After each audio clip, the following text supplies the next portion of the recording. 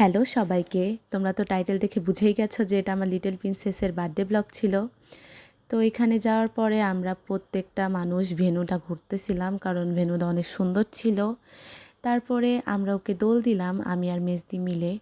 ও দোলনা খুব পছন্দ করে, তো এখান থেকে দোলনা থেকে নামবে না, আমরা ওকে জোর করে নামিয়ে নিয়ে যাচ্ছিলাম আর কি, ওর বার্থডে সেলিব্রেট করার জন্য। তো এখানে ওর এন্ট্রির জন্য দিদি সব কিছু প্রস্তুত করতেছিল। আমাদের ভিডিও দিদি করে দিয়েছে, তো আমরা বলতেছিলাম তুই আয়, আমরা তোকে করে দেই।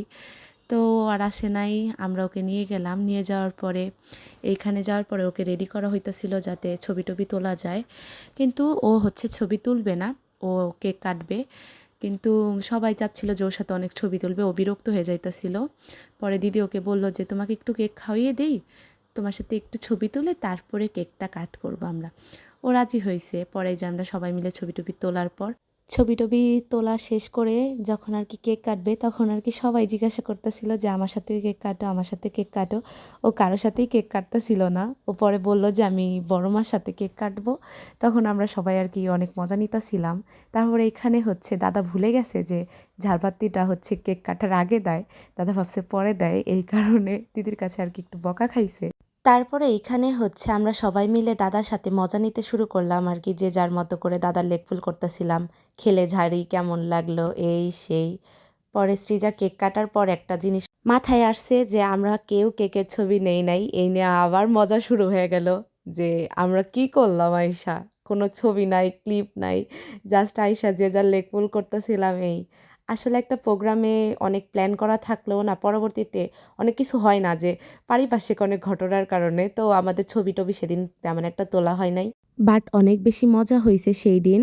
এখানে মনা হচ্ছে কেকের উপরে যে মোমবাতিটা থাকে ওইটা নিভাইতে পারতেছিল না, নিভানোর পরে সবাই খুশি হয়ে গেছে ওর খুশির কারণে।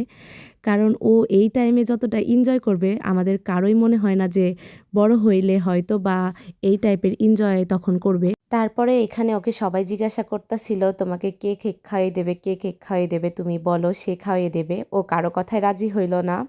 শেষ পর্যন্ত হচ্ছে ওর বড় মা বলল যে কেক খাইয়ে দেই আমি, তখন রাজি হয়েছে। কারণ ও হচ্ছে আমাদের সবার থেকে বেশি ওর বড় মাকে ভালোবাসে। এক কথায় বলতে গেলে ও হচ্ছে ওর মায়ের মেয়ের থেকে বেশি ওর বড় মার মেয়ে। তারপর মেজদি সবাইকে জিজ্ঞাসা করতেছিল কেকের টেস্ট কেমন, তো সবাই বলতেছিল যে ভালো। কিন্তু আমি হচ্ছে ব্যতিক্রম রিভিউ দেওয়ার জন্য বলেছি ভালো না। পরে দিদি বলল যে দেখ তোর খেতে হবে না। আমি বললাম নিয়ে যা। তারপরে দিদি আবার ও নিয়ে যাওয়ার কারণে ওকে বকা দিছে। পরে আমরা ডিনার কমপ্লিট করে রিল শ্যুট করলাম, তারপর ভিডিও মেক করলাম কিছু কিছু।